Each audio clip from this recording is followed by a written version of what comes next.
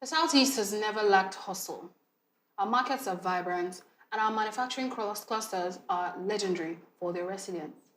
Yet, when we examine the data, only a handful of regional enterprises are breaking into global markets in a structured, compliant, and scalable way. Too many businesses are still trying and trading locally or exporting blindly rather than engineering long-term success that pulls in hard currency. In a climate where earning foreign currency is the ultimate hedge against domestic inflation, how do our local manufacturers move from the informal hustle to automated global standard execution? Welcome back to the Eastern Business Report. I am Cherry Ojukwu. Joining me to lay out the roadmap for building competitive export operations is export consultant and founder of Export Chamber of International Trade and Investment, Mr. Tony Odukwe. It's such a pleasure to have you, sir. Always a pleasure to be here. Thank you. So you often emphasize that export success is engineered, not accidental. So yeah, of course. Why is it that despite the incredible volume of production around us here in the Southeast, so few businesses manage to scale their operations to earn consistent foreign exchange? It's a good question. It's simply a problem of know-how, right? In Igbo, in my place, there's something say in Igbo, if when you're not okay. That is to say, something that you don't know is older than you or bigger than you, right? So it's a matter of know-how.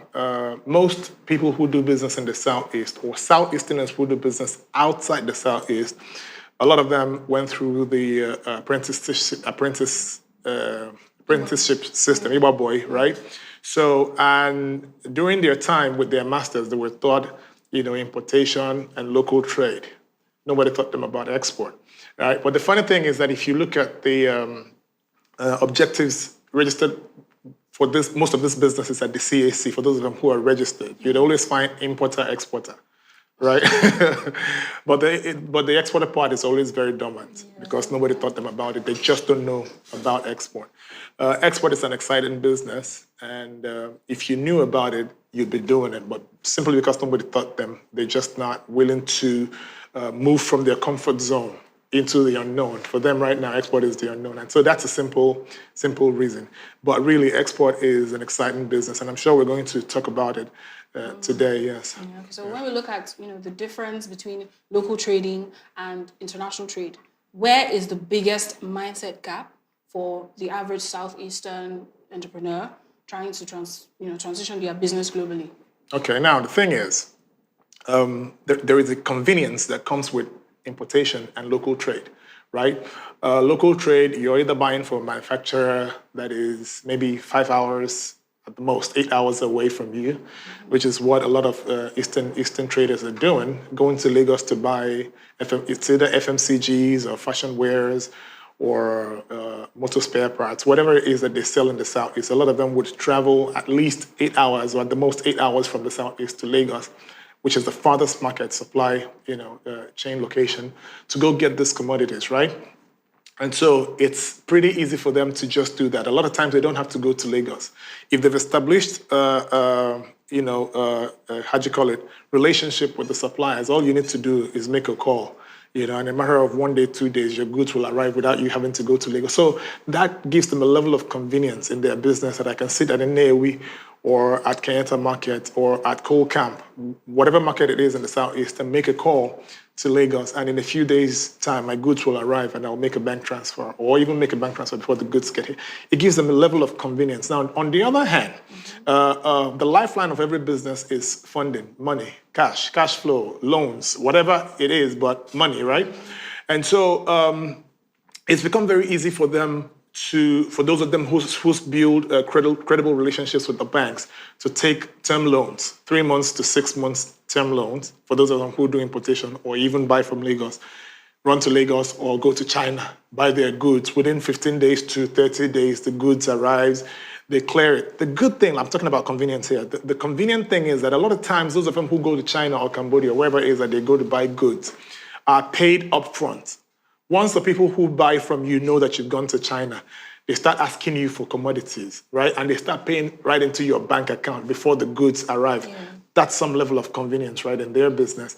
And so you're already, generating cash flow without the goods being here.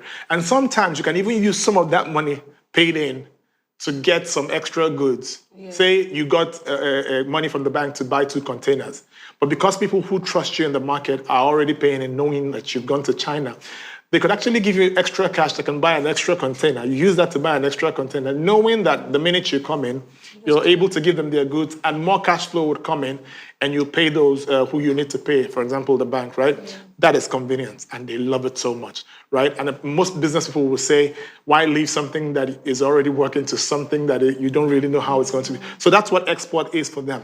But the minute you try export once and see that it offers you a lot more cash flow in foreign currency, you catch the bug. And the minute you catch the bug, you find out that export is where the money is. Because the truth is, this phone, for example, could be selling for $350,000 in the local market here, right? So you buy it for, say, $300,000 or $320,000, and you sell it for $350,000. You're making a profit of $30,000. But with export, you take the same phone, you move it outside Nigeria, and you supply it to a customer somewhere that's going to pay you in hard currency. And so that person could simply pay you $200 per phone.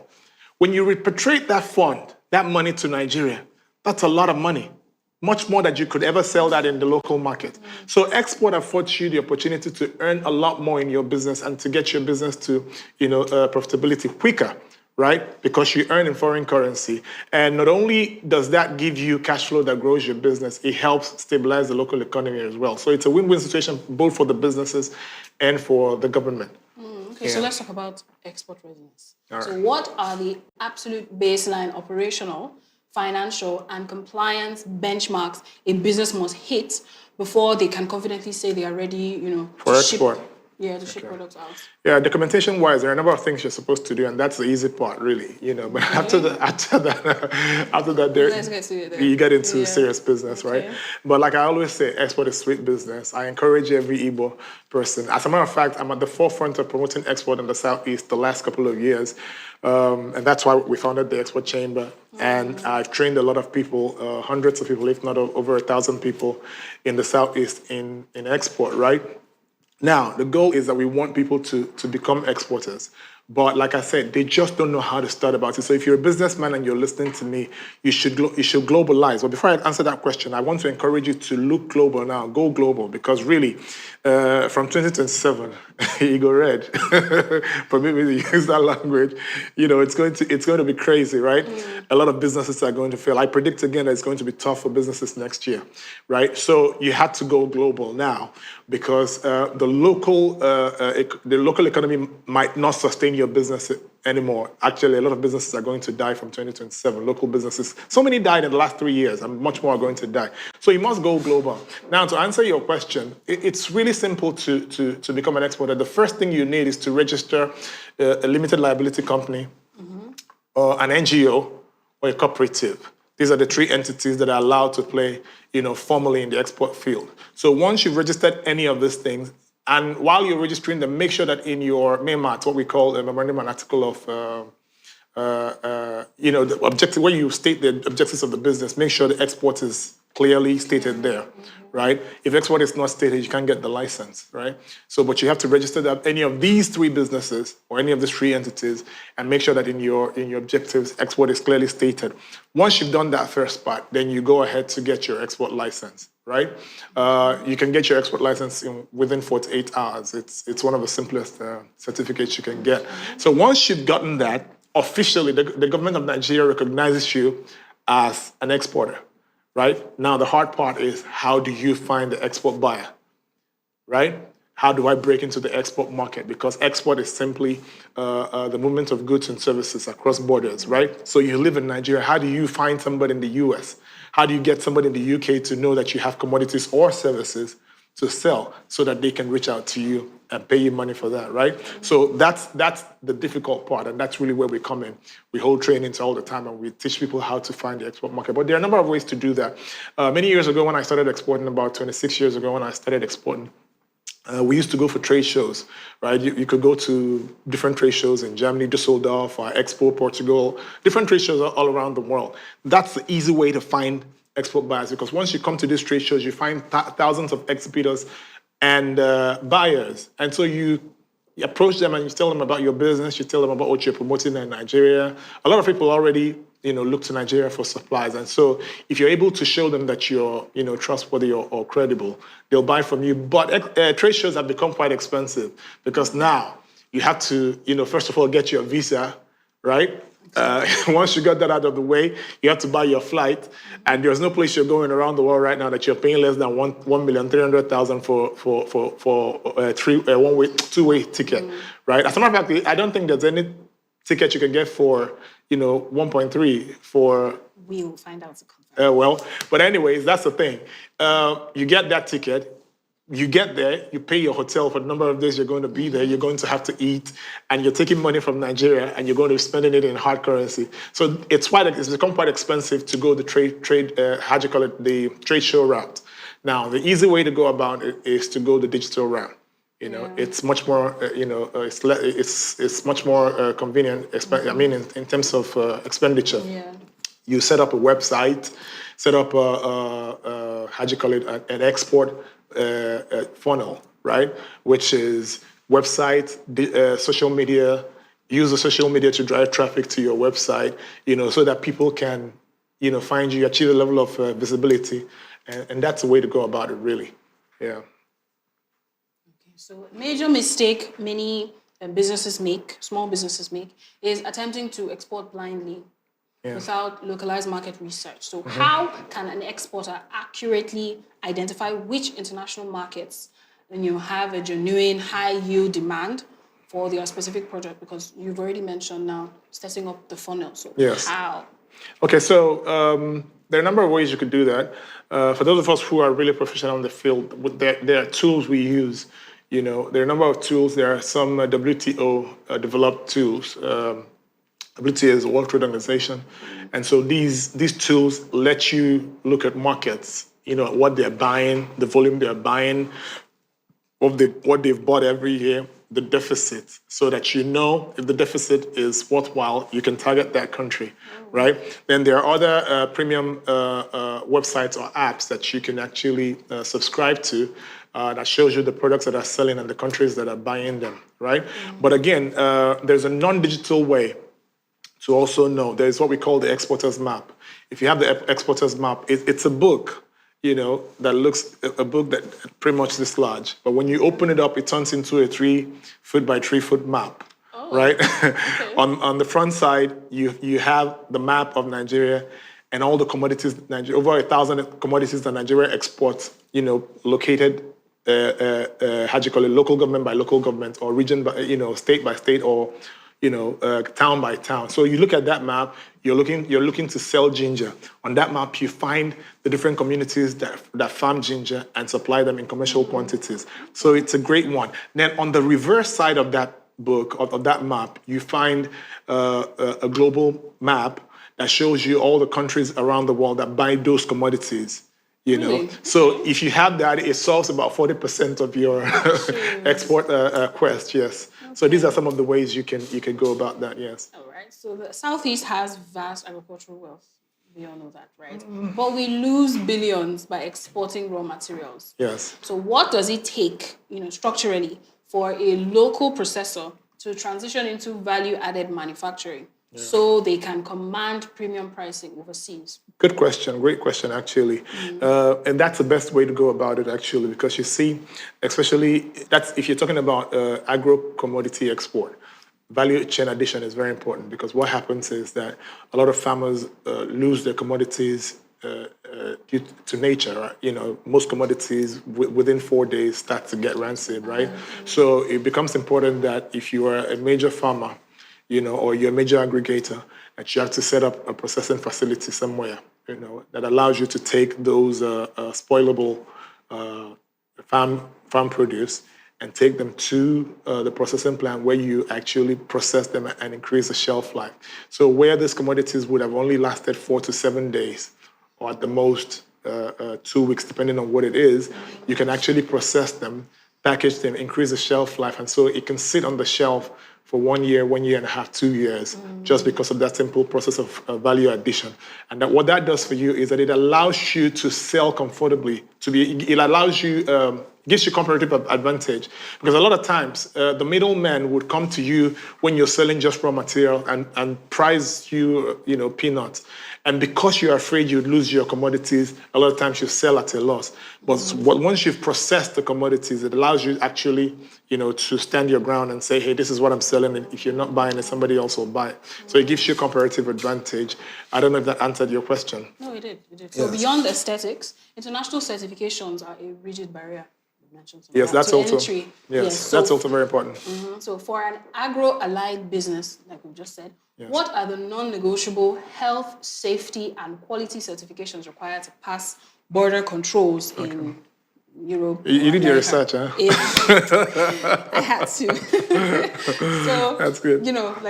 Yeah, so there are a number of certifications that are very important to export.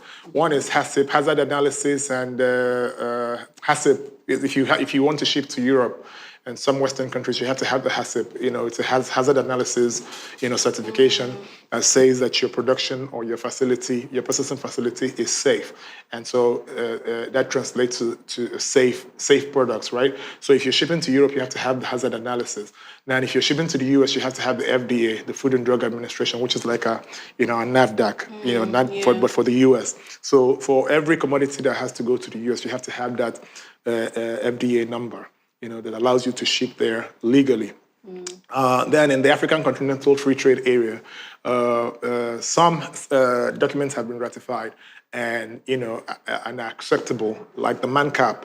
Right? If you have the Manufacturers Association, MANCAP is Manufacturers Association of Nigeria, something like that. But if you have the MANCAP seal on your product, it allows you to ship to a lot of African countries, if not all of them. Now, our NAFDAC is also one of those as well.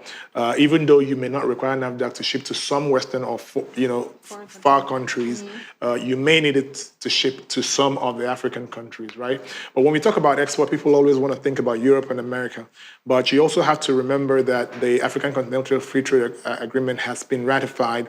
As a matter of fact, I was part of the team that developed that project and validated it, right? So it's on stream and you can ship to different African countries. East Africa is a good market for African commodities. Some countries very close to us here are also good, good markets for our commodities. And so if you have some of these certifications, then you get your ISOs, different ISO, certifications are also very important. When you have these and they are stamped on your product, it gives you some advantage. People who buy from you seeing the certifications will know, okay, this company is certified, and so we can comfortably buy from them. Yes. So, okay, logistics and port bottlenecks remain a persistent headache for Nigerian trade. How can regional exporters build smarter supply chains or leverage dry ports to minimize delays and prevent the goods from spoiling in transit? Yeah, good question again. Dry ports are good because a lot of times we have problems. Let's say you're shipping from Enugu and you decide to use the Tinkan-Apapa port, right? And let's say what you're shipping is perishable. And a lot of times people travel all the way from the southeast and get to Lagos. And then just get into Apapa, the gridlock on that Apapa road, you could sit there for the next 2 weeks and the port is just right there. It's just right there, like 15 minutes away, And then to get from one end to the other end where the port is, you could sit on that road for 2 weeks. And so exporters have had problems like that where they sat there and the commodities got spoiled, got bad, right?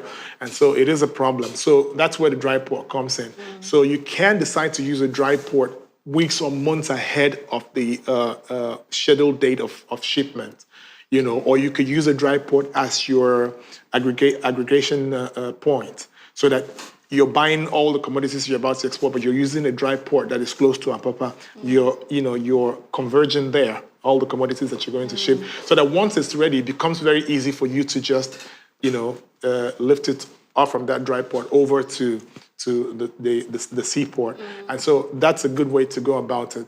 But I think government still has a great role, a very important role to play for exporters. Exporters are the income earners, the greatest income earners for the country. Nigeria makes billions of dollars annually from export. And so that means that if you're really interested in that money, you should give, exporters the infrastructure they need to make you more money, make more money for themselves, and of course for the state, right? And so that means you have to fix the roads. You have to make sure that there is freedom of travel from one point to the other without being troubled. The government come up with the NEPC, came up with something we call DUE. DUE is DUE is a project. It's a beautiful project that came in that every region has like a center. Both packaging goes on there, aggregation goes on there. At that center, you'll have NAFDAC, how do you call them? NAFDAC and all the other agencies. SON involved. SON, customs. There's a very important one that I'm forgetting the name now, but they have to do with medicals. They have to look at the quality and the healthiness of goods that you're exporting, especially when they are consumable. Quarantine, I think. Yeah. They're all there. So what happens is that when you're aggregating, they're there to inspect what you're doing, right? So at the end of the day, everybody gets to inspect your goods as you're loading the container, so that once you're done loading and they've done their inspections, they seal the container and put a seal on it. So once they put that seal on that container at that port, the vehicle moves, and nobody dares stop that vehicle on transit. So let's say you're going from Enugu to Tinkan Island, Lagos, or you're going to Onne. Nobody, no police, no local government, nobody has a right to stop that container on the way as long as that seal is there. So these are the kind of things we're talking about that government has to do to help exporters, maximize their profit, save cost and save time. Yes. Okay, so given the central bank's tight monetary policy and high interest rates, traditional bank loans are out of reach for many. What alternative export financing structures or risk guarantees should small businesses explore to fund their international orders? Okay, great. Now, a lot of people will tell you, I'm not exporting because I don't have money. Once they say that, they're not an exporter, they don't have experience. Because, again, I say export is sweet business because really, you don't need your personal money to export. Right? Yes. All you need money for is to set up your export business, register the business, set up an office, do your marketing so that you gain global visibility. But you don't necessarily need to use your personal money to export, because the export buyer, once they find you and love your product, gives you money for the export. But they don't give you cash. They give you what we call a financial instrument that we call the LC, letter of credit. Right? So let's say now I've done my due diligence, I've promoted my business and my products online, and somebody finds me from the US and decides that they want to buy, say palm oil. They want to buy, thousands of liters of palm oil, right? Now, we've gone back and forth, we've done all the negotiations, he's asked for samples, we've done through all that. So now it's down to order. The guy places an order. Now, with his order comes to me, to my bank, an LC. A letter of credit. So that letter of credit is a document that says I'm buying these commodities and these are the terms of engagement. So once my bank gets that money to the value of the shipment I'm sending to that customer, the money is practically mine, right? Even though it does not come to me until the container berths at his own port, right? But if that LC is an irrevocable, which experienced exporters, we always insist on irrevocable, letters of credit, so that way the person cannot cancel the LC. So once that LC gets to my bank and I ship his goods, now his bank moves the money to the value of the container from his account into an escrow account in their bank, right? That says that this money isn't yours anymore. It is potentially the supplier's money. So we move that money from the buyer's bank into an escrow account, so that once I ship the goods according to the terms of the LC, the money is released to me in hard currency. It's that simple. So let's say my bank gave me an overdraft. Say what I need is 20 days to aggregate, fill the container, and ship the goods. And so let's say it takes me about 10 days to aggregate, load the container, and 15 days for a thing to get to Europe. So that is 25 days. So instead of take a 3 months, 6 months term loan on 30% or higher from the bank, I take an overdraft and I use that to source that container, to source the goods, ship the container out. So that the minute the money comes in, it comes into my domiciliary account in the same bank, right? So what do? Take the money, convert it to Naira, pay the bank theirs, and keep the rest, right? So that's an easy way to fund export by insisting on letters of credit. So that letter of credit, even though it's a financial instrument, but it is like legal tender. So any serious bank that sees a letter of credit will give you money to fund your export because they know the money is right there. Oh, yes. Right. So looking ahead to the second half of 2026, we don't have time. For a business owner who decides today to aggressively pivot towards global trade, what realistic milestones should they set to ensure they are safely executing their first structured export order by year end? The first thing you need to do is find somebody like me. It's that simple. Yes, because before you became a trader, boy, that is to say you learned the trade from somebody. So what makes you think you're going to delve right into export without learning the ropes? So you find somebody who's already exposed to export, who's already had a lot of experience and has something to offer you so that they can guide you through, because it can become expensive if you ship the wrong goods, if you ship the right goods but not the right specifications. It gets to the port, right? And the receiving port, the customs of the receiving port sees that the commodity is the wrong one. They'll seize it. Okay. Now, you do not only lose your money, they demand you send them money to destroy the goods, or you'll be banned from ever shipping to that country. So export is very profitable, but you have to be extremely careful. You have to be guided, because one mistake can actually throw your business under. So that's why you need, professionals or people experienced in export to guide you. Export is very profitable, trust me, because, I give this analogy all the time. A bottle of 70 cl or 78 cl water could be selling for 150 naira here. You ship it to a foreign country, you could be getting as much as 2,000 naira for that same bottle. So sometimes it's 100% profit, sometimes it's 200, sometimes it's 500% profit when you do export, because you're receiving hard currency that once you change it to a lower currency, which is the Naira, you have money everywhere. So I encourage everybody to actually go into export. Yes. Thank you very much, sir. It's a pleasure. This has been an amazing session. Yeah. And that's the much that we can take on the Eastern Business Report. The Agribusiness Morning continues on Monday. Many thanks for staying with us. My name is Cherry Ojukwu. Coming up next is Onyafia. Bye for now. All right.